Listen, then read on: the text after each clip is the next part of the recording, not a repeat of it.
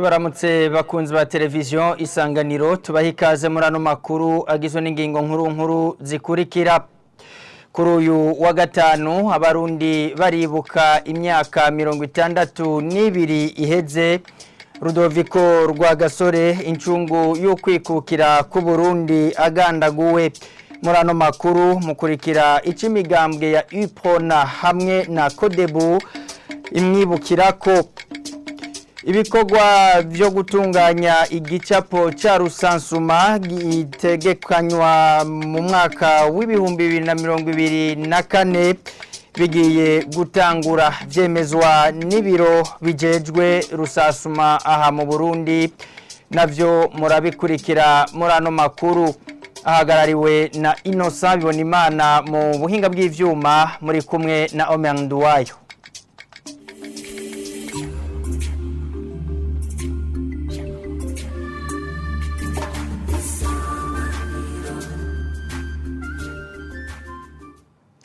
Tuongera kubaramutsa tubaha ikaze muri ano makuru. Dutangurira mu gisata ca politike.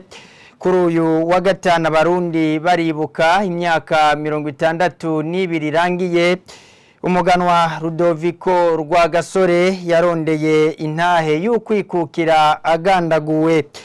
Akaba rero Olivier Nkurunziza arongoye umugambwe w'abadasigana UPRONA avuga ko Rwagasore yasigiye abarundi umutima w'ubumwe mu guharanira iterambere ry'igihugu. Ahimiriza na cyane urwaruka gufatira akarorero kuri Rwagasore mu kwiyumvira ingene nabo boshikana igihugu ku ntahe y'ukwikukira mu by'ubutunzi. Amajambo yiwe yarakeneye ko iki gihugu gitera imbere, abantu bakava mu bukene. Rero nico gituma yari yarashinze amakoperative mu guhimiriza abarundi kugira ngo badandaze bave mu bukene. Ikindi umugani wa Rudoviko Rwagasore yashira imbere ubutungane kuri bose, no kuvuga ico bita mu Gifaransa justice sociale, kugira ngo umuntu aronke ntihagire uhohogwa ko ari mu mugambwe, ari mu bwoko, ari mu y'intara, ariko hari umuntu wese aronke ivyo igihugu kimurekurira n'amategeko amurekurira, kandi abantu babeho neza mu iki gihugu. Kandi yaranashira n'imbere ivyo kurwanya ibiturire no kurwanya abantu badafise ubukuru nyabwo, akongera kiyamiriza abasuma n'abambuzi. Ariko ico novuga no munsi ijambo ryiwe racafise akanovera, kuko ivyo vyose ntiturabishikako, kuko inyuma yiwe abarundi twaragandaguranye. Igihe ca Rwagasore nta mpunzi zariho, ubu dufise impunzi. Abagiye biturire baracari, umukuru w'igihugu yama yabivuze, ubutungane bugorama ikimanza. Murumva ari uko indoto yiwe yo kuronka ubu igihugu c'u Burundi gihimbaye kandi giteye imbere ko tutarayishikako. None rero twohimiriza urwaruka, kuko Rwagasore ni imboneza mu rwaruka, bamenye yuko igihugu batorindira ko bazomara imyaka 100, bazomara imyaka 50, ko bategezwa gutangura hakiri kare, ko Rwagasore yaduhaye intahe y'ukwikukira mu vya politike, ko dukeneye intahe y'ukwikukira mu vy'ubutunzi nayo, kuko biracaboneka ko hakiri ubukene, hakiri agashomeri. Utigaba ntiyigaburire, ategerezwa kwama buri munsi akora ivyo uwo muntu amutegetse. None nico gituma twifuza ko mu rwaruka mu ngabirano bafise bobona yuko dutegerezwa guhaguruka kugira ngo iki gihugu naco nyene gitera imbere. Mu kwibuka iragi ry'umuganwa Rudoviko Rwagasore yaharaniye intahe yo kwikukira ku Burundi, mu mugambwe CODEBU babona ko hoba kwitanga kuvuye ku guharanira uburongozi bwiza. Kefa Nibizi arongoye uwo mugambwe avuga ko ari ukwamana umutima wo kwitangira igihugu mu gukora ico cose gituma igihugu gitera imbere.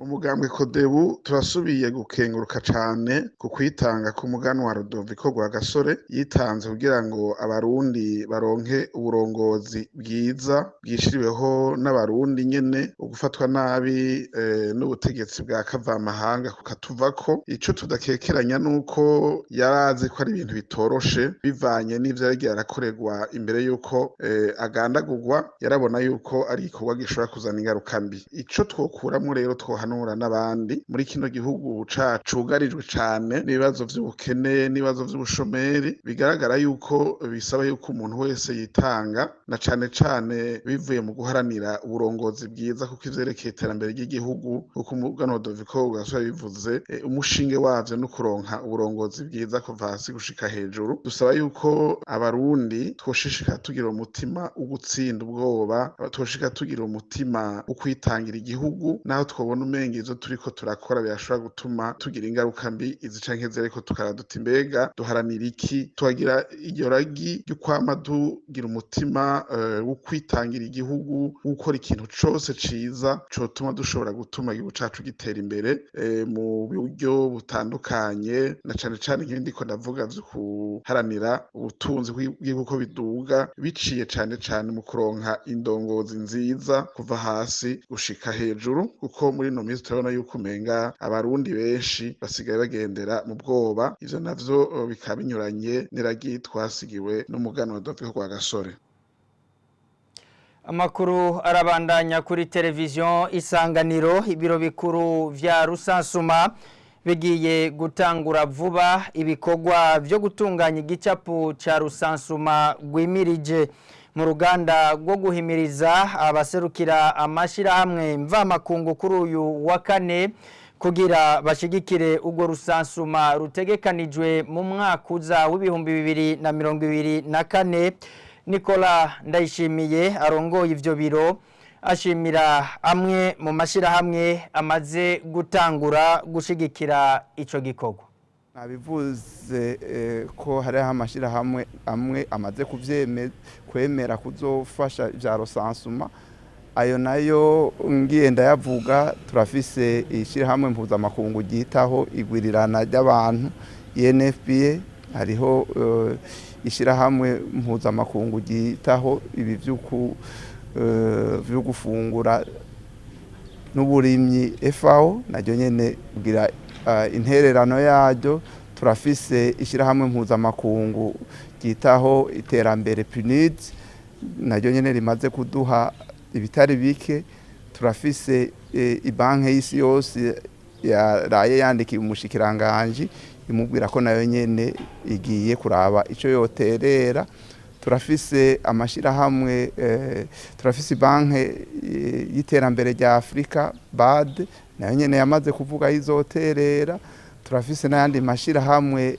akomoka muri leta zunze ubumwe za Amerika amaze kuvuga icazoterera no kuvuga ryashirahamwe ryitaho ivy'iterambere rya Amerika USAID nayo nyene turamaze kuvugana kugira ngo bazodufashe hariho n'indi shirahamwe ry'abanyamerika Ceres rimaze kutwandikira rivuga yuko rigiye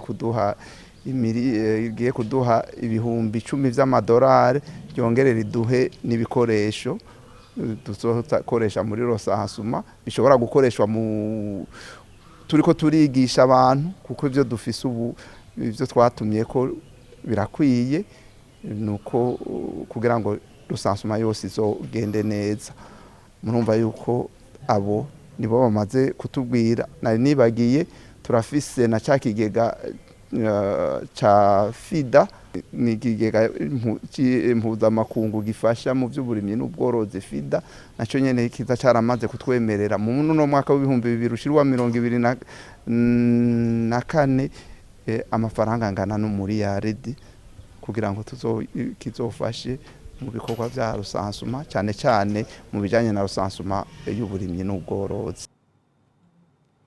Amakuru yacu tuyabandanirize mu gisata c'amagara y'abantu abarwayi barengana ko 1,100 nibo bakiriwe mu mwaka uheze w'ibihumbi 2022 n'ikigo citaho amagara yo mu mutwe CNPK gikorera mu Kamenge. Pierre Claver Njejimana hakurikirana abarwayi asigura ko ico kigo gifise ubushobozi bwo kwakira abantu 160 ariko ko bishika bakabura aho babashira. Asaba leta gufasha kugira imiti itangwe ku buntu kubera ko isanzwe izimvye mu gihe abasanzwe bayikenera aribo bagendana indwara zo mu mutwe kenshi ngusanga ata mikoro bafise. Akaba rero yabishikirije mu gihe kwigenekerezo rya 10 gitugutu uko umwaka utashe amakungu ahimbaza umunsi wahariwe amagara yo mu mutwe.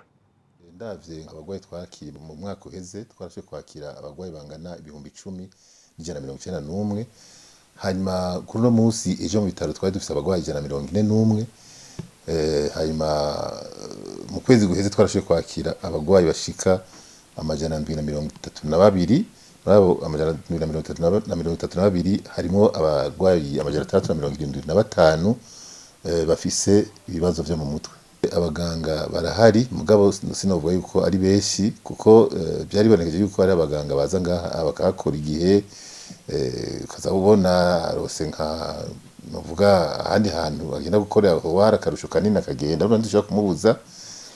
Hanyuma hari n'abandi baganga bahora bakore ngaha mugabo baci bagenda kunonosora ivyigwa vyizi ingwara zo mu mutwe mu gihugu ca Senegal. Ubwayo urashaka kumwakira ngaha aho kamushira mu bitaro byabimenyetso bya zangwara bikagabanuka bigahera no guhera hanyuma agataha. Mugabo yatashe turamutekera impanuro turamutekera n'imiti azofata ukwezi tukamubwira tuti inyuma yuko kwezi imiti iheze igiye guhaza usiganye nk'ibinini 3 cyangwa 4 cyangwa 5 uzugaruke twandikira indi miti wongere ubandanye ufata. Kishi na kishi rero ntibagaruka namwe bazogaruka baza baswe kugwara baswe kwerekana bya bimenyetso by'ingwara nyene yeruye hanyuma tugacha dusubira gutanga kuvura gushasha umva ntibitworohera cyane. Haraho no usanga n'ingwara zarakuze ugasanga na ya miti wari wamuhaye yamugiye akakoyokwe ndikimushora kumuvura kubera iki kubera ingwara yafashe indi ntumbero mu bisanzwe kubera imiti yaciye yihagarika akayihagarika bitabikwiye. Umuntu kugira ngo akire neza yategezwa kubaza kwiyakira bwa mbere akemera ko agwaye hanyuma akamenya ko umutahe uheze ateza kujya gufata uwundi kugira ngo amagara yiwe mu mutwe agume atekanye ntahungabane. Imiti irazimbye cyane umva si imiti ikorerwa ngaha mu Burundi ni imiti kenshi na kenshi iva mu gihugu cy'Ububirigi hanyuma igashika ngaha iri ku giciro kiri hejuru ugasanga ubushobozi bwa bene igihugu gushobora kuja kugura umuti bitera ikibazo. No kuvuga ngo musanzwe umugwayi niwe akunda kugira ingwara ari gusumba. Leta niyo nise barundi niyo misanzwe amikoro y'abarundi bose kavuga nti kujya rero leta yafashe ingingo yo kuvura bajya bagenda ingwara zidakira z'umugera wa sida ikabavura ku buntu. Nibaza yuko icyo kibazo cy'ingwara yo mu mutwe gifata mu minwe ikegereza imiti abantu bafite izo ngorane kandi kayitanga ku buntu vyokora gusumba. Ngiyumvira yuko nabo usubira kugwara bogabanuka gusumba kubera baba bafise ubushobozi bwo kuronka umuti bitagoranye.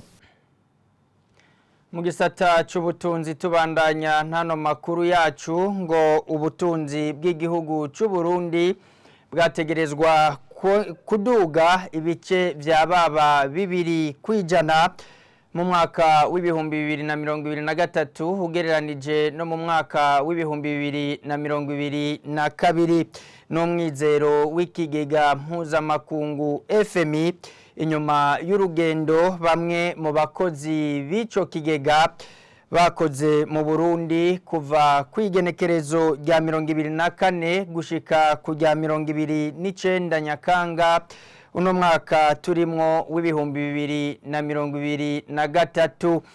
Naho biruko ico kigega cemeza ko hari intambamyi nyinshi zituma ugo rugero rushobora kugabanuka nk'imvura yataze mu mpera z'umwaka w'ibihumbi 2022 hamwe rero n'amafaranga mvamakungu Burundi bufise yagabanutse. N'inkuru ya Jean Dodier Irakoze.